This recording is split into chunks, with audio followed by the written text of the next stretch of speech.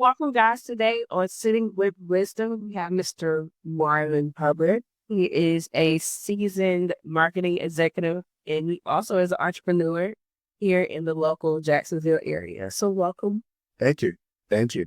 How are you? I'm doing well. So, your resume is top tier, should I say. You have done a lot of things. And how did you get started in marketing? It's funny. I didn't even know marketing existed. I mean, I grew up in Chicago. I was always really good with creative and drawing and doing covers for people for little books and magazines.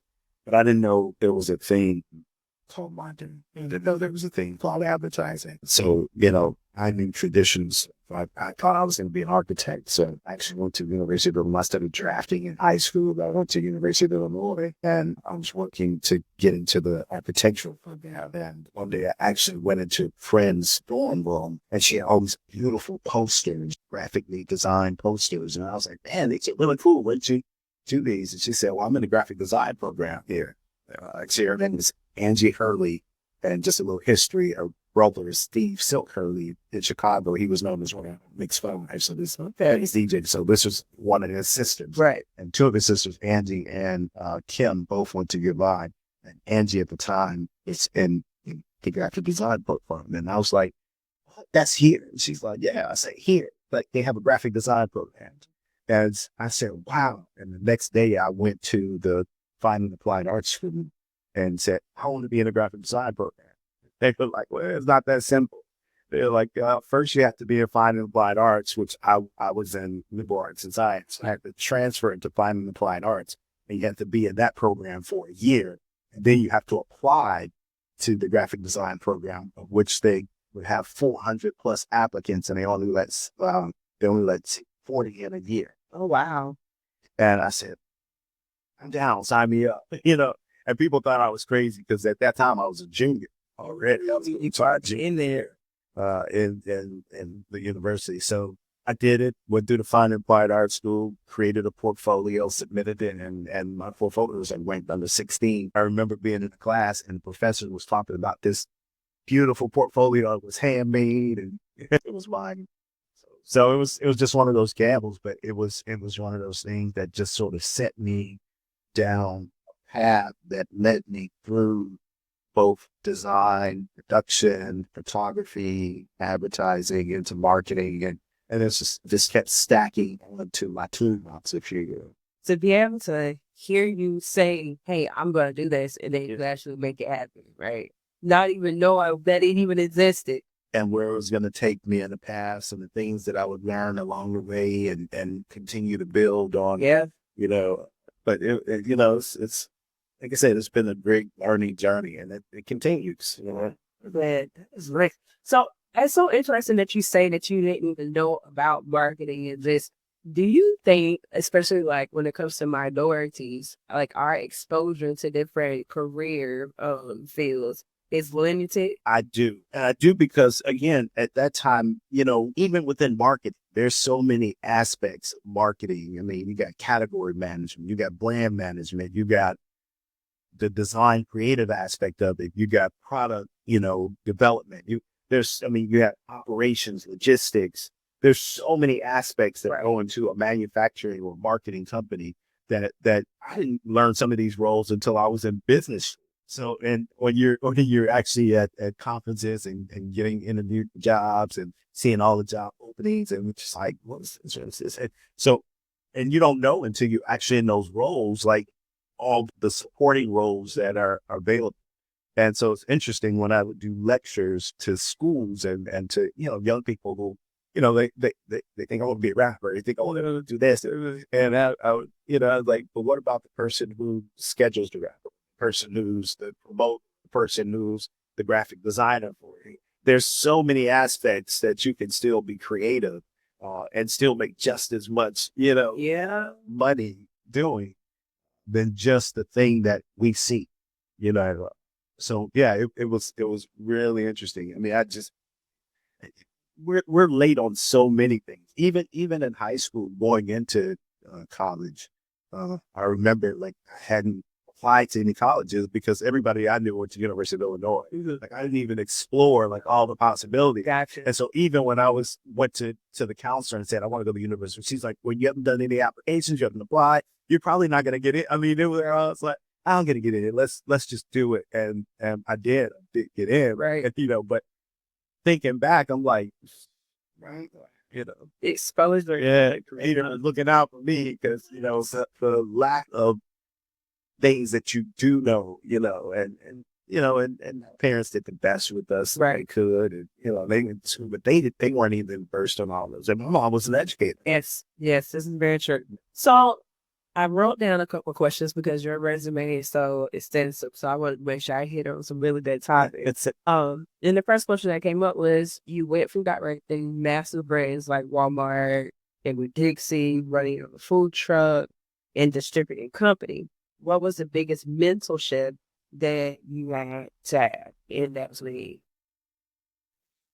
well, the biggest mental shift is getting out of the comfort zone, getting a check every 2 weeks. So now, you're a hunter. You got to go and hunt, and then on top of that, you gotta hunt the food, and you gotta prepare it, cook it, store it. So it's a different mind shift in terms of I have to do this or I'm not me. Right.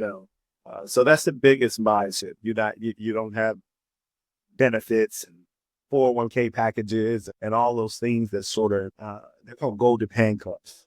They just sort of keep you safe and secure. But I've always been an entrepreneur at heart, and I've always had businesses even when I worked in corporate America. Right. And then there was periods where I was just an entrepreneur before I went into corporate America. Funny thing is, I was an entrepreneur, and then 9/11 happened, and at that time I owned an advertising agency in Atlanta. When 9/11 happened, the multicultural budget was the first thing that gets cut. So I was doing the multicultural advertising for Coke and Sprite, Levi's and Lawns, and I had a company with a partner, Stanley Yorker, called Noman Noodle in Atlanta. And so 9/11 hit, and the budget started getting tight. It's just like, okay, what am I going to do? And then I went to business school because I sat on panels for the business school at Clark Atlanta for several years. A creative director by the name of Luke Sullivan asked me to sit on a panel and judge the work of the business school students. And there was a professor there who took a notice to me, and she's like, "You need to be in this program," And I was like, "No, I'm fine." Second year I went, "You need to be in this program. Like, you really, need to be in this program." And I said, and then 9/11 hit, and I said, "You know what? Maybe this time." And actually, I enrolled in the program and got my MBA. So I got my MBA, but what happens when you get higher terminal degrees is you have to validate it. So an MBA is just a piece of paper. All degrees are just a piece of paper until you actually go and get practicality. So that's why I went into corporate, and then I just became good at what I did and kept getting offers in corporate. But I literally did it to enhance what I was already doing as an entrepreneur, and I just sort of got sidelined. Got it. Yeah, because I mean, it seems like you're super creative. Obviously, you have to be doing all these different things, working for Walmart and with Dixie. So is it? I know I had a friend who studied psychology and was telling me like there's some psychology that is put into how stores advertise. So there's psychology and everything. And then I gotta say, Dr. Joyce McGriff was the professor who. So it's all Yeah. There's psychology in all of in everything. I mean, because you have to understand what your product, who wants his product, and what's going to make them want this product, and how do I market this product to them. So everything has psychology behind it, even if you don't know it. It has psychology. When I used to do my interviews to the student, this was before I had my doctorate degree. I used to open up like I have a PhD, but that was called pre-hustle development. And pretty much because on the streets of Chicago, you had to learn the psychology of people just to survive. So I'm walking down the street, and I lived in the middle of, gang areas and I had to cross over like 4 different gang areas just to get to my bus stop. You realize like, okay, real quick, it's a group of guys. How do I react? Do I walk past them? Do I say what's up? Do I cross the street? All of these things are decisions that you have to make psychologically that are going to affect how they, react to you. And so I learned early on, like even when I was in college and coming home and I worked for the Chicago Transit Authority as a conductor. So you're on the train every day, opening the doors, following that stops, but you're watching people and you're in charge of the safety of people that on the train and that sort of thing. But you start to, that guy right there doesn't mean good.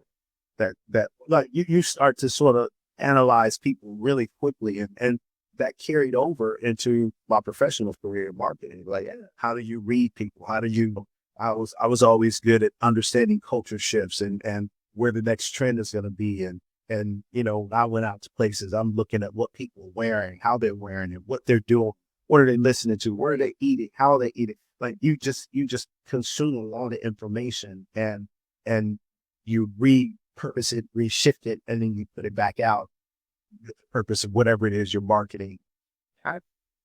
Most marketing ideas or products, either there's something that there's already been a need for, or there's something that people don't know that they need it. Like, for instance, you take Apple when the first iPod came out. It was like people didn't know that they needed all their music on this little device. Right. Because they had their Walkman and a case with CDs. So they didn't know they needed those things until you told them you need this. And then those are things that people know that they need, and you make it better or you make it different, Right. put a different quality behind it. So there's a psychology behind everything. I love that. Because I've been reading this book called The Million Dollar Meeting. And some of the stuff you're touching on is touching on the same thing. Like the main thing they were talking about when people create businesses, they just go because, I like this. Instead of actually figuring out there's a problem, there's an issue. Let me fix that problem or issue somebody's handling, and I'll have customers forever, right? So I love that concept. That's beautiful. There's so many ways to approach that. Yeah, it is. It's crazy how a lot of times people's upbringing or environment can shift them and create them into, whatever. But being able to leverage and use your environment to the best of your ability, I think that's a skill that a lot of people underrate. Yeah, that's correct. It is. Yeah, because people are packed with so much talent. Yeah. And once they hone in on that talent is when they get into their zone, artists. I mean, I was talking to somebody who's, I have the utmost respect for artists because they're the people who just do what they do. Even when I own my gallery, what I realize is I'm really good at business, even though I'm an artist as well. Mm-hmm. I'm really good at business, right? People are good at what they do. Not everybody's good at business. So for instance, if you got a hairstylist, a barber, a mechanic, an artist, a painter, they're good at their craft. Right? And so you should allow them to do that craft and then you market that product for them.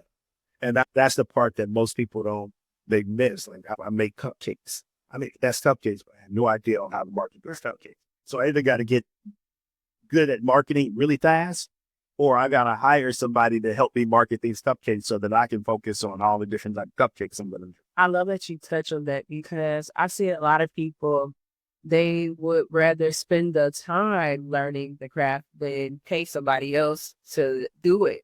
But time often is equated to money. Yes. So it's like. And is the time better spent doing something else? Right. I love that. Yeah, it's. Okay. So here's another one. Was there ever a moment when you thought I made a mistake leaving corporate America?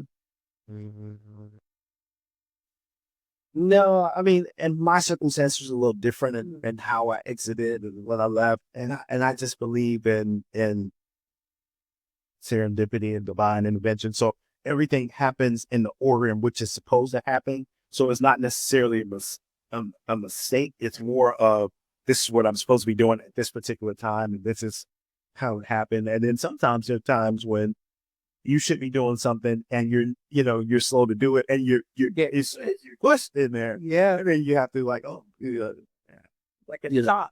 Oh, right. My dad did that to me once. He threw me in the middle of the pool because I was trying to push him in.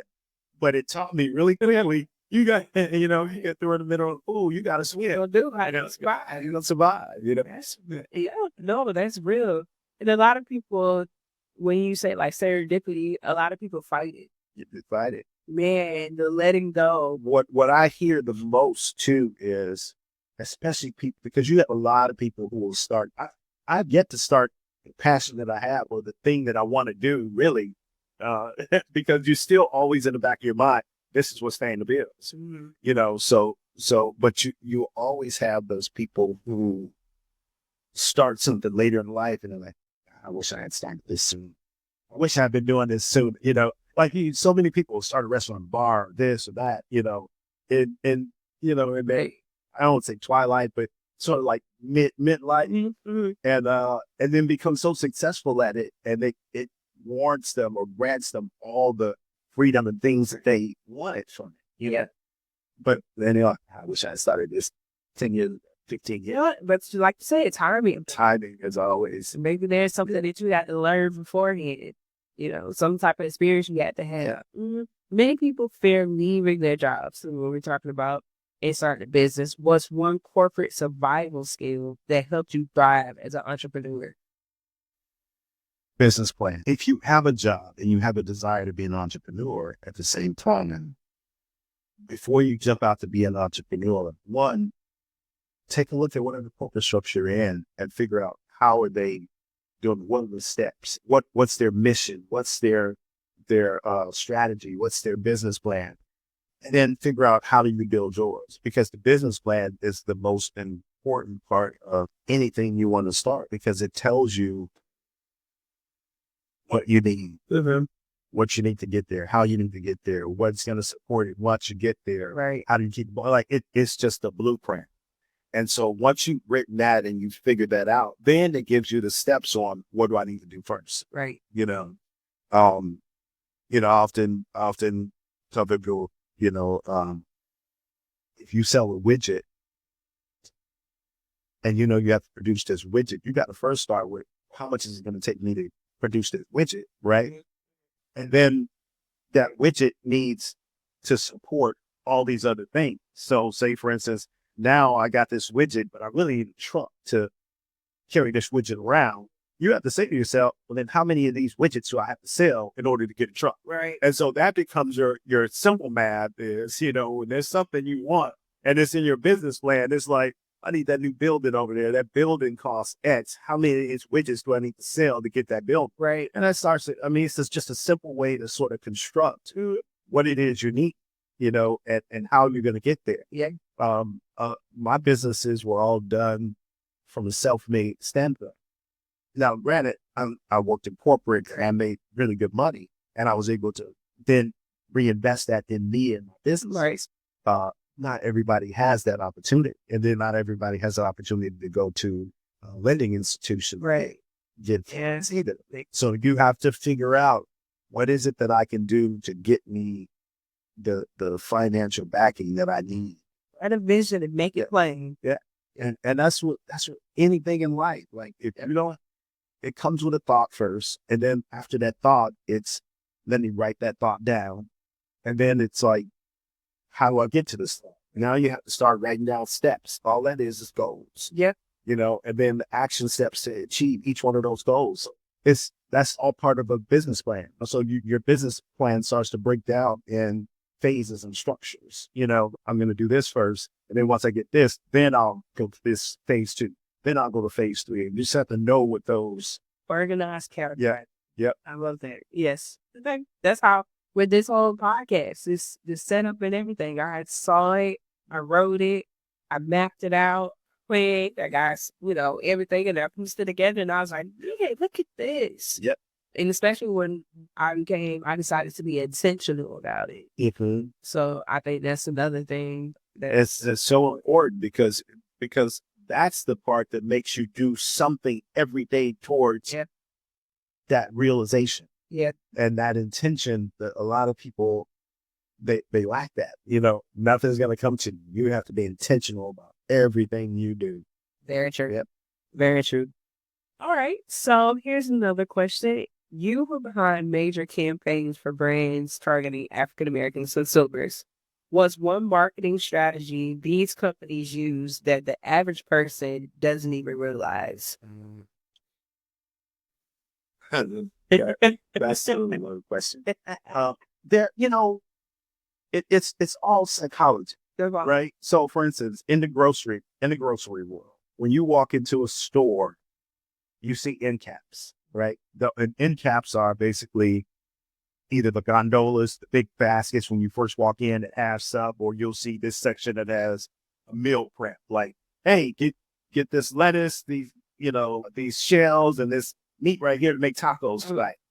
That's an intentional thing because it's meant to make your mindset thinking about what am I going to do for dinner crazier, right? So it's like, oh man, that's thought out meal plan right there. Let me just grab it. So that's an intentional thing, when it comes to Thanksgiving and you go in and it's like all the stuff for sweet potato pies are right here and all the stuff for banana pudding are right there. Yeah. That's intentional. It's like, oh, let me grab all the stuff that I need. Um, what's intentional also is how the stores are set up, so um, there's a reason why the bread and the produce and everything is in the back because you need to go get that. It makes you walk through the whole store to get back there just so that you can hit things you want because along the way. And the other thing is psychology knows that women go into a store and they know what they need. List they wrote. We're going to the store. It's like I got the list that my wife and my girl told me to get. She needs eggs, butter, milk, and then there's all the other stuff that I walk past, and then your basket ends up. So they know that men are going to spend more at a store because they're more impulse buyers, and that's the other reason why the end caps are filled with certain things because chips, this and that. Right. There's a reason why the candy is at the 3 foot level right by the register. Especially you got little kids and they're like, mommy, get this, mommy, get that. And there's also, the snack heads, it's like, while you standing there, it's like, oh, the Snickers looks good. So all of that is all based on psychology. Even the magazines being put there with the tabloids and all the stuff with the catchy headlines. It's like, while you're standing there, you got to pick up something and just sort of browse while you're waiting in line. And then that ends up in your basket. So all of those are, intentional things because the people who made those things are intentional that they want to sell them. No different than somebody in the farmer's market trying to sell whatever they have. Wow. I love that. That's a great reveal. That's like a great reveal. Everybody's talking about diversity and DEI and all this great stuff that's going on. Do big brands really care about diversity or is it just good for business?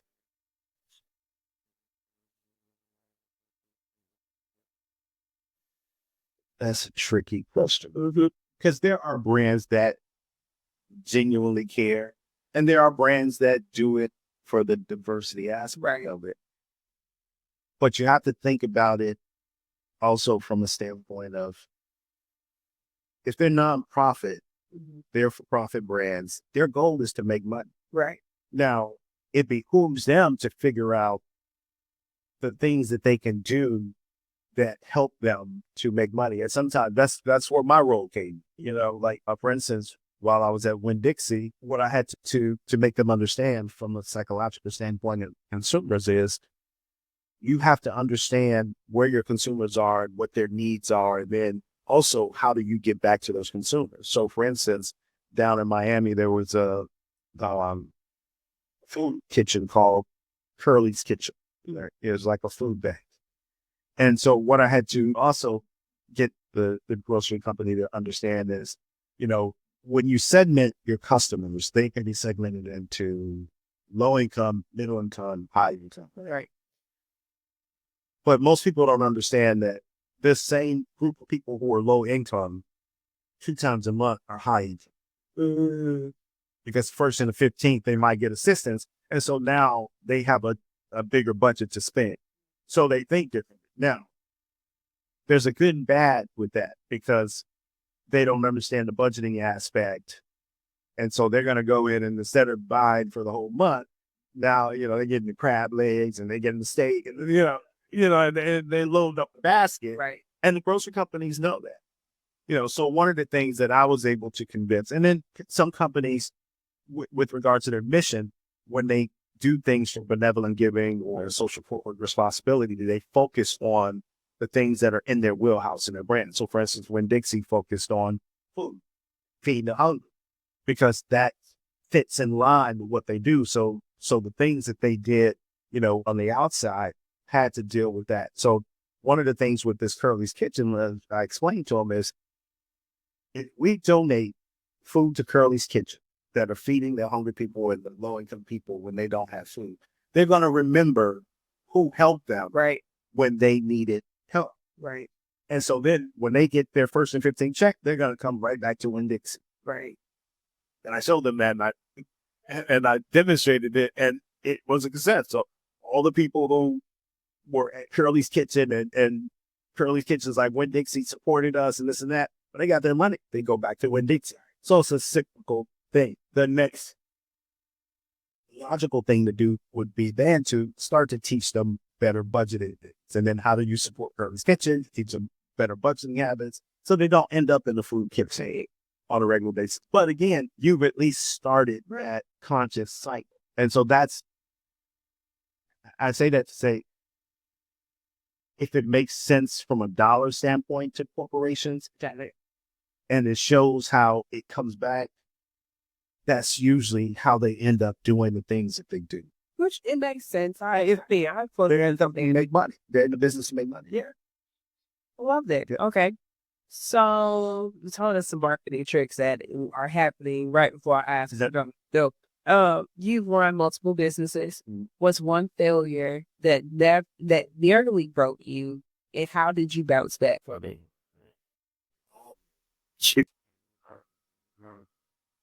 I'd say the current business I'm in, when I first started the Windy City Eats, I started with a partner, and I had a food truck, and I put a lot of money into the food truck itself, and sort of we went our separate ways, and I let him keep the food truck, but I didn't get my investment back from the food truck. So I had to rejig and reconstruct my business, which I was already starting to incorporate from a business class standpoint. We should do carts in addition to the truck, because the carts allow us to get into more spaces like the farmers markets or places where, like they may only have room for 3 food trucks. Got it. But the cart, I can fit in a 10 by 10 tent space. So I was already sort of shifting or trying to add that as a different component to the whole food service business. But I had to sort of redo that while I was up and running. Right. And so when you have to pivot like that, while you've already sort of sunk an investment over here, it takes some time to rebuild it up. Yeah. All right. So we always hear about business success, but no one talks about when it all falls apart. What's a moment that humbled you? Hard part is I'm always humble. Because I came from humble beginnings. So and in any given time, things can shift. I mean, you'll hear about the average American is always 2 paychecks away from poverty. That's a real thing. Yeah. And so I've always had that in my mindset. So when I was in college, I think I worked at a clothing store. I was like a Jamaican. So I worked at the clothing store. I was working in the design office. And so I had like 3 jobs now, and so, but I lived really well for a college student. I had clothes, I worked at clothing stores because I got discount on the clothes. So I was always fresh. I worked at the trade office. I worked, at different places. And so, and I had a really nice apartment that was always, just spotless. And, it was sort of like the coming to America, like they went out and I had the big water bed and, but I lived on like $13,000 a year. And so my mindset was always, how do you survive? And I've kept that sort of mindset. Granted, I got the cars, houses, and things like that. But my mindset has always still been $13,000 a year. How do you live on minimum? Right. And so that keeps you humble, because I had a house once in Atlanta. and my mortgage was like $1,100. I kept that house for 18 years because my mindset was, if anything ever happens, I can go to McDonald's and work and make $1,100 a month. So it's always like there's always a contingency. So I've always been like survival mode of 5 years from now, 10 years from now. So people around like, you got it, you can spend this like, because anything can shift. Right. And I don't want to be so far off that, I'm struggling. Right. So it's it's the plan. You have to, you have to keep that in the forefront, and not everybody thinks like that. It's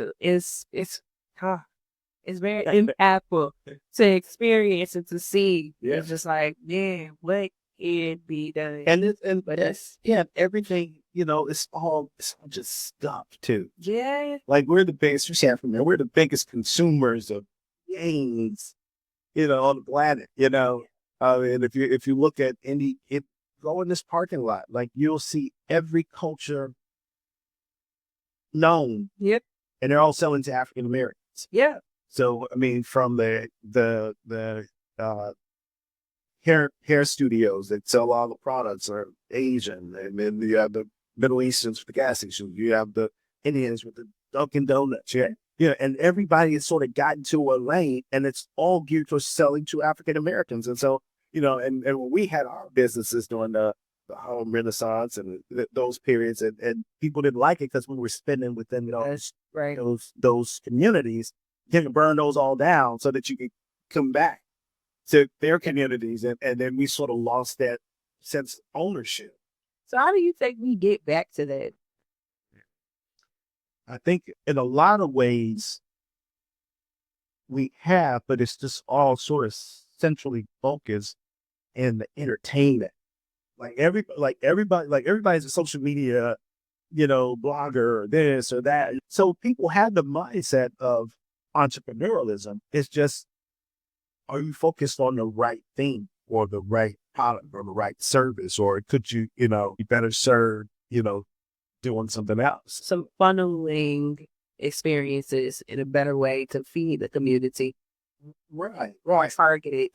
Right. It's because again, the other thing is a lot of the trades were taken out of the schools. Mm-hmm. So the, HVAC trades, the auto mechanics, the diesel mechanics, all the things that people look, plumbing, people look at those things and those are things that are multi-billion-dollar companies that have been transitioned from family to family and other ethnicities, races. And we missed out on that because we just didn't, we wanted something bigger and better. There's nothing wrong with bigger and better. Understand, like I grew up, my dad, I had two fathers. I say two fathers because my sister's father is my godfather. My dad were both in my life. So my dad owned his own insurance companies, and my sister's fathers owned multiple car washes. I saw the book Robert Kiyosaki, I Lived That Life, Rich Dad, Poor Dad.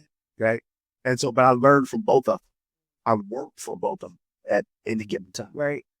But there was always this understanding that here's how you do this to make more. Here's how you better yourself. Here's how you go to the next level. And we don't have those trains. And it's great when you have families that have businesses, because that gives you the option to learn that business, because you're learning business. Right. And then you can determine whether or not you want to go into that business or you go do something else. Yeah. If you had to start over today with just $1,000, what would you do first? Yeah. Today, $1,000. I go to Barnes and Noble and buy all the books I needed to build something, because it's hard. Like, it depends on what your passion is. So if I wanted to dive back into my photography and do things, then I would spend that on ink and paper and, the things that I could print out, the negatives that I already have. And then I'd find farmers markets or places where I could go sell those. Or I would go buy seedlings and do a garden. And I would I would think of the things that are lowest hanging fruits that I can produce fairly easily on my own, and then go sell them so that I can and and again, growing up in Chicago, I grew up around a lot of gangs, a lot of drug dealing, a lot of things, but I sort of took that hustle, that drive, all of that negative stuff and turned it into positive things. Like, how do I take the same mentality and apply it to something that's elite? And so I tell people, like, I sell hot dogs like Frank Lucas sells blue, I got to be on every corner. I use my product. I stand behind it. I'm gonna give you. And so that's how I look at everything I do. So with $1,000, I would figure out what is it that I can produce, multiply, re-up, multiply again, re-up, multiply again, And it's systematic. It's very simple. If I wanted to cut hair, I go buy me a set of clippers and all those things. Like, you have to invest in the tools that you need to do the thing that you need to do. Yep. And that's why I said start with the book or the library, because it'll help you.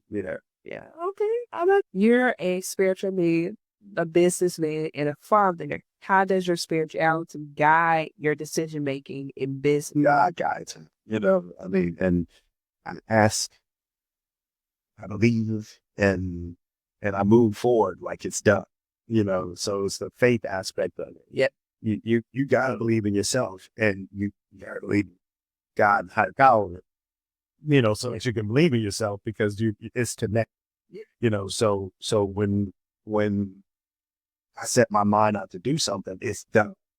It's, I'm just acting the steps, but what I said I was going to do, it's already done. I'm just walking the path to get there. I like that. And you show that. I mean, just by saying you didn't apply to resident Illinois, but hey, I'm going right. The thoughts, right? Yeah. Thoughts. You have to envision it, believe it, and then you that's where the action takes place. Then you start making the step. The execution. Yep. Execution. And understand there's going to be detours, pitfalls, and this, that, but you can't let the distractions, you got to put those little things that they put on the horses. A lot. You put those little blinders on and you keep moving. And I tell people, like, even when you're driving a car, you can't worry about what happened in the past. So you can't move forward if you're looking in the rearview mirror. You're going to crash. Right. You have to focus here. That rearview mirror is small for a reason, because it's just meant for you to check and be like, okay, I made some progress. I'm leaving stuff behind there. It's just meant for a spot check. But that's it. The windshield is bigger because that's the vision of where you're going. Right. So, okay. So, what's the biggest lesson fatherhood has taught you about life in business? There's accept time. So I do the business that I do now because it affords me the time that I need in my job, and the freedom and flexibility. So my goal is always, how do I build this? How do I build it faster? But how do I not jeopardize the time? Because I can go back and do all the corporate stuff, and Right. But I did that during the period where I didn't have my daughter, so I could focus, and it was just it was just my craft and what I did and did better, and but once I make a decision to have a child and she's here, it was like everything shifts. Right. That is important, because the most important thing, my most important job, is to guide and nurture this life so that she now becomes she does. Right. And that's it. That's beautiful. No, that's beautiful. If you ask me, like, I wouldn't want to be working at all Right. now. My goal was to be totally in a different space, Right. so that, but then you just figure out how to navigate, and it helps them. It helps build character in them, because they see you going. Yeah, see you working. They know it's a part of life, and while you're still able to nurture them, and then they cherish the time that you do get to spend with them. And I do as much as I can. Right, like the activity, like I don't miss sitting there. Gymnastics to swimming to whatever it is. I love that. That's beautiful. All right, so we got to go into this whole tobacco industry, the cigars. So you work for the cigar industry, tobacco industry. Yeah. So most people don't realize how strategic tobacco marketing is. Was one thing the average person doesn't know about this industry. What's the tobacco industry is not unlike any other industry. So I ran category and brand marketing for Imperial, which is based out of the UK. Here's for ITG brands. And I was over back when it's Dutch Masters, Finley's, Habitat, Muriel, and Lawson. Backwoods was the largest brand. I was able to lead that brand from a declining brand to the number one mentioned brand on social media and in the US over the last 10 years. What people don't know about the tobacco industry is it's probably one of the most responsible industries that you could work in. Great people work in those industries, and I'm talking across all of them. And I say that because we had to be so in tune because tobacco companies got into a lot of trouble years back. They had the big master settlement agreement and all those things.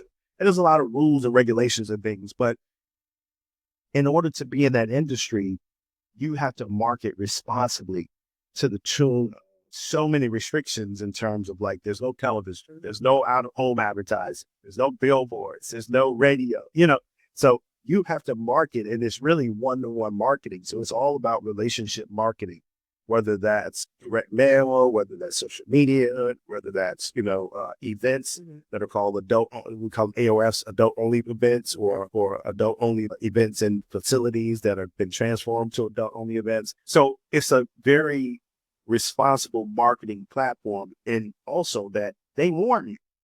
Yeah. They tell you on the back, hey, this can cause cancer, this can cause lung disease, this can cause, and so I tell people, like, because people would be like, well, how do you work in tobacco? It's like, how do you work for Oreo cookies? It causes diabetes. How do you sell that snackable? It's the highest sodium content, and you're giving it to your 3-year-old. So, and they don't tell you that, like, it's not on the pack, and things like that. And so at least I'm marketing responsible, and you have an inherent choice, and we only market to adults who are smokers. So that's the other thing that people don't know. Tobacco is not trying to get people to smoke. And those are the big 3 tobacco companies that I've all used, like Imperial, Reynolds, Lorillard. They're not after you or trying to make people start smoking. They battle with trying to get market share from the other company. So Philip Morris, let me give you a different perspective. People look at Coke and Pepsi like they're neck and neck competitors. Well, Coke is here, Pepsi's here. So Pepsi's trying to get share from Coca-Cola. It's the same thing with the tobacco. So Reynolds is here, Philip Morris is here, Lorillard or ITG brands is here. So they go after smokers at those other companies.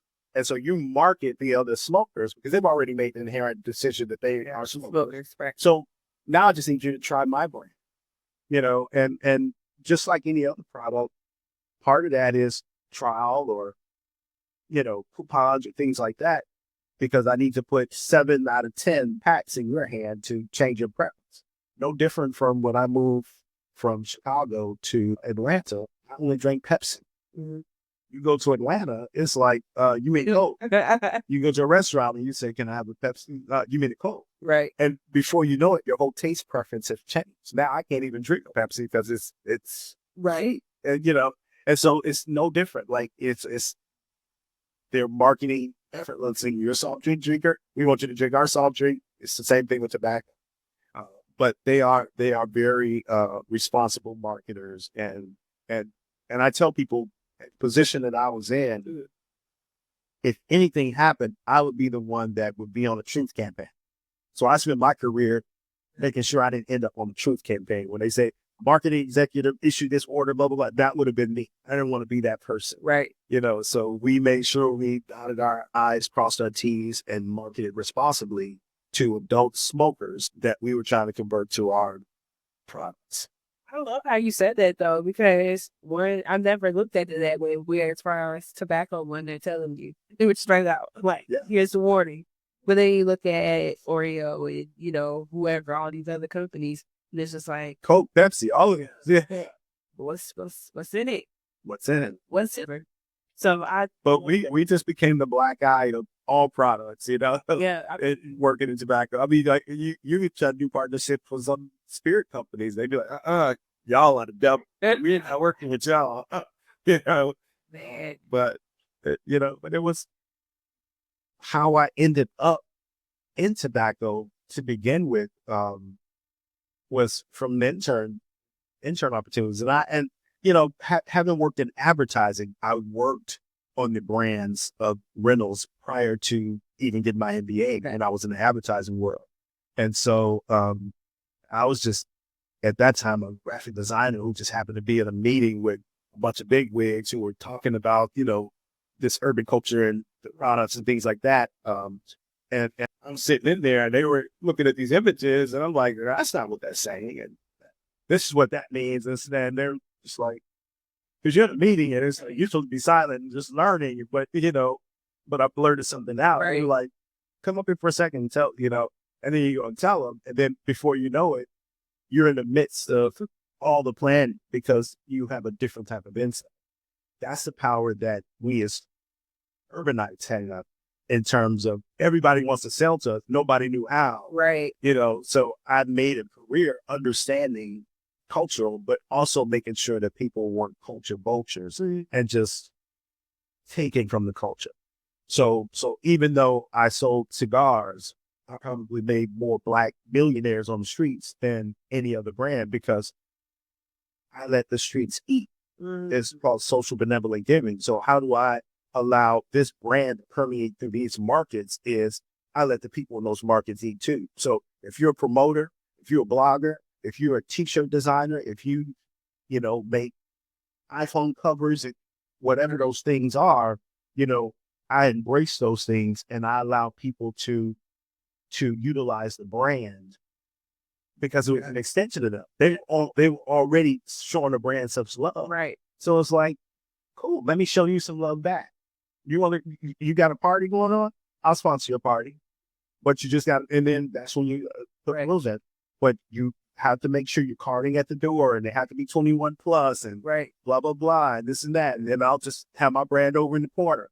So it's things like that you did to enhance the culture of lifestyle. And it was like a perfect storm. It was just a perfect storm of product. You had consumers, you had people who were trying to get to the next level of doing something different. And then couple that with the growing industry of medicinal and recreational use. I had to educate the company on here's an adjacent way that the product can benefit and be used. So it was just those things, but still keep it in mind. There's an ethical scope you have to keep, otherwise you'd end up in a situation like Jewel, vape, things like that.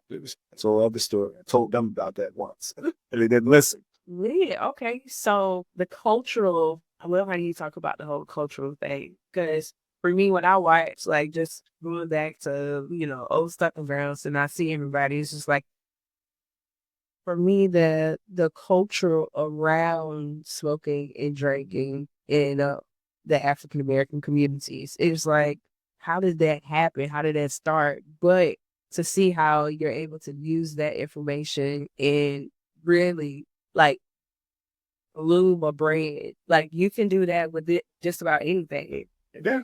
So just learning how to. And some companies own multiple brands. Like I said, I ran 3 of the top brands on the shelf: Phillies, Backwoods, and Dutch Master. They're owned by the same people. And so I was like, if you don't smoke a Backwoods, smoke a Dutch Master. Here's the product. Here's the product attributes and characteristics listed. Here's the product attributes and characteristics without them. Something to fit whatever your mindset, mantra, lifestyle is, So how could you take that, and create something new? Let's say, I don't know, some new hot commodity item on the street. Wait, in tobacco or something else? Something else. Well, it's still the same marketing principles and fundamentals of any product, Right. So, and I'll give you an example. I'm gonna give a plug out to Will. I don't know Will's last name, but he's at One Bridge and he does clothing and it's called One Life or For Life. I'm sorry, Will, I'm messing that up. But it's a clothing product. Okay. Right. So if I want to brand this clothing product, one thing I'm going to do is get as many people wearing this product as possible. if I can, I'm going to shoot it off to a celebrity. Let them wear it. Because if you notice, that's how a lot of brands take off. Somebody going to see Kim Kardashian, Kanye, whoever wearing it, and they're going to be like, man, what's that? I want that. Sure. Right. And then now it creates a viral viral spread. And you make other people the evangelists of your product. You stand behind your product and make sure it's made well and it's good fabric, feels good on the body. It shrank on the first wash. That called the owner and he took it back. And, Right. whatever those principles or guidelines that you govern your brand by, they become the foundation of the brand. And so when people embrace that and then they start telling me, I wear this because of this and this, and it has all the colors and has all, Right. then it becomes a thing. And then other people will become your evangelists, right? So they start talking about cosmic juice. Somebody's going to drink one and they're going to be like, this is great juice. They're going to tell somebody else about it. And that person's going to come and get, Right. one of those juices. And then before you know it, people are looking for the juices, right? Yeah. It's any brand can work that way. You should try Johnny's, juice.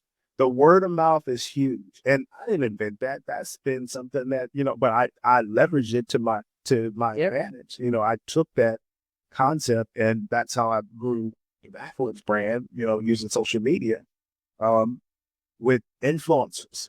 That wasn't even a thing in 2009. Right. So, we started doing that the word didn't even exist Right. at that particular time. So the tobacco industry, that was the beauty about being on brands like that you could catapult or you could be an alchemist to things and grow it and nobody ever know that you were the person. Like I stood in line at convenience stores and somebody says, give me a Russian cream. And it's like, I invented that product. And you're like, yeah, right. Okay. And it's like, I created that product, the fastest growing backwoods, history. And it's still one of the top selling brands. But it's good to know, like, you can create something so big that it even outsounds you. I mean, people don't know, like, that.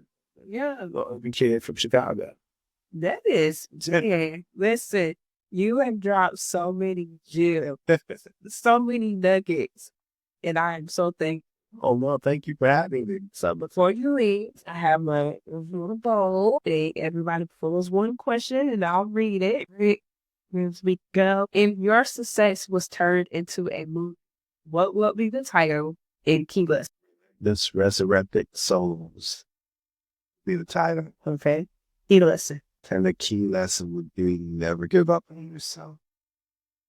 When things look darkest, bleakest. You have faith and believe in yourself. Vote for anything. Well, we have heard it first here from Mr. Marlon Hubbard. If you ever see his movie, you know what it's going to be about. You see me on the streets, Windy City Eats. Wait. To Chicago dog, Italian beef sandwich, or Maxwell Street Farmers. Yes. Yeah, the beef distributed here in the Southeast. Beautiful. All right. I appreciate you. Thank you.